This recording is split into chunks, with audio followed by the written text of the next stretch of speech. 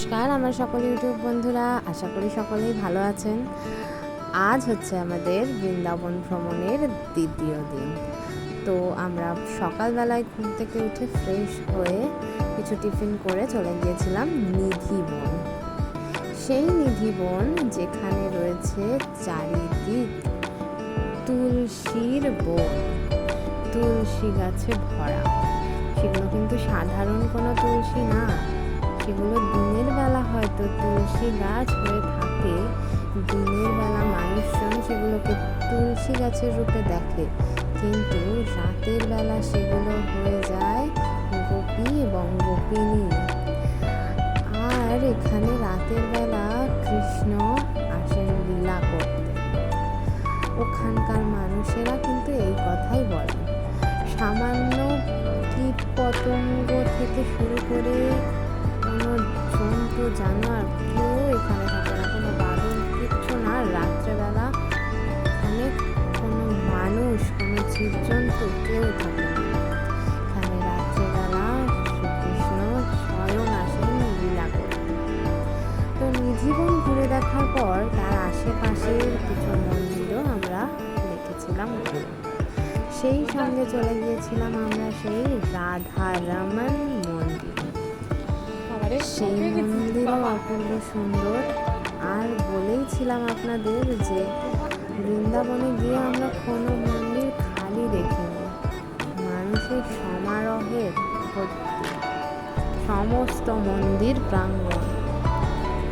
চলে এসেছি আমরা রাধারমণ মন্দিরে। শুনতেই পাচ্ছেন এখানে সকলেই কৃষ্ণ নাম নিচ্ছে, সেটা শুনতে তো আমার খুবই ভালো লাগছিল। আর সবাই অপেক্ষা করে আছেন যে ভগবানের দর্শন কখন পাবে, সেই অপেক্ষাতেই কিন্তু সবাই ছিল বসে। তা আমরাও কিছুক্ষণ অপেক্ষা করলাম। অপেক্ষা করার পরে উপস্থিত হলো সেই মুহূর্ত যখন আমরা দেখতে পাবো ভগবানের দর্শন আমরা পাবো। তো এবার ভগবানের পর্দা খুলে গেছে, ভগবানের ভোগ দেওয়া হয়ে গেছে। তো এবার আমরাও সকলে দর্শন করে ফেললাম ভগবানকে। আর এতটাই ভিড় ছিল যে আমি স্থিরভাবে একভাবে ভিডিও করতে পারছিলাম না, সেজন্য আপনাদের সকলের কাছে ক্ষমা চেয়ে নিচ্ছি, কারণ আমি ঠাকুরের মুখটা স্থিরভাবে ধরে রাখতে পারছিলাম না। প্রচণ্ড ভিড়ের কারণে ভিডিওটা যে করতে পেরেছি সেটাই আমার অনেক ভাগ্য। তো ভগবানের কৃপা ছাড়া হয় না, ভগবানের কৃপা ছিল বলে আমি ভগবানকে আপনাদের সকলের সামনে তুলে ধরতে পেরেছি। এই যে সেই রাধারমণ মন্দির, একেবারে সামনে দিয়ে দাঁড়াতে পেরেছিলাম অনেক কষ্টে। এই যে দেখুন ভগবানকে ভোগ দেওয়া হয়েছিল, অনেক ব্রাহ্মণ পুজো করছেন ভোগ দেওয়ার পরে।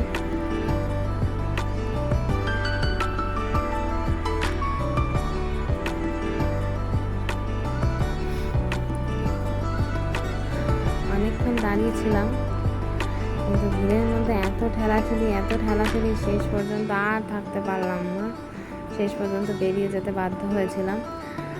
যাই হোক, এই রাধারমণ মন্দির পরিদর্শন করে তারপরে আমরা চলে গিয়েছিলাম ইস্কনের গোশালায়। এটাও এক সুন্দর জায়গা, এখানে গিয়েছিলাম আমরা প্রসাদ খেতে। এখানে সকালবেলা সকাল 9টা থেকে 10টা পর্যন্ত সর্বসাধারণের জন্য খুলে দেওয়া হয় এই গোশালা। সবাইকে এখানে প্রসাদ খাওয়ানো হয়, কোনো পয়সা লাগে না, বিনা পয়সায় খাওয়ানো হয়। বাইরে ডোনেশন কাউন্টার আছে, যে যেমন পারে, যদি ইচ্ছা হয় না ইচ্ছা হয়। তো এই যে প্রসাদ খুব সুন্দর খেয়েছিলাম প্রসাদ সেদিন। যাই হোক, তারপরে আমরা সন্ধ্যাবেলা প্রসাদ খেয়ে বাড়িতে রেস্ট করে সন্ধ্যাবেলা চলে গিয়েছিলাম ইস্কন মন্দিরে। এই হচ্ছে ইস্কন মন্দির। এখানেও ছিল দুর্দান্ত ভিড়, মানে এতটাই ভিড় আমি ঠাকুরের ছবি ঠিকমতো তুলে ধরতে পারিনি সবার কাছে। আমি নিজে দেখেছিলাম দূর থেকে গিয়ে অনেক কষ্ট করে, এত ভিড় ঠেলে আর ভিতরে ঢুকতে পারিনি। যাই হোক, তো এইখানে কিছুটা সময় কাটিয়েছিলাম, বেশি ভিড়ের কারণে বেশিক্ষণ দাঁড়াতে পারিনি। বেরিয়ে পড়েছিলাম। সবাই কীর্তনের সঙ্গে নিজের বদল আসছে। আমরাও কিছুক্ষণ একটু নেচে নিয়েছিলাম কীর্তনের সঙ্গে তালে তালে। তারপরে ইস্কনের চারিদিকটা আমরা দেখে আবার হোটেলের উদ্দেশ্যে বেরিয়ে পড়েছিলাম। তো দ্বিতীয় দিনটা আমাদের এইভাবেই কেটে গিয়েছিল। আজ তাহলে এই পর্যন্তই থাক। আবার পরের দিন আমরা বৃন্দাবনের তৃতীয় দিন কেমনভাবে কাটালাম সেটা অবশ্যই আপনাদের সকলের সাথে শেয়ার করব। আচ্ছা হ্যাঁ, এটা হচ্ছে বৃন্দাবনের ইস্কন মন্দিরের ভেতরে একটা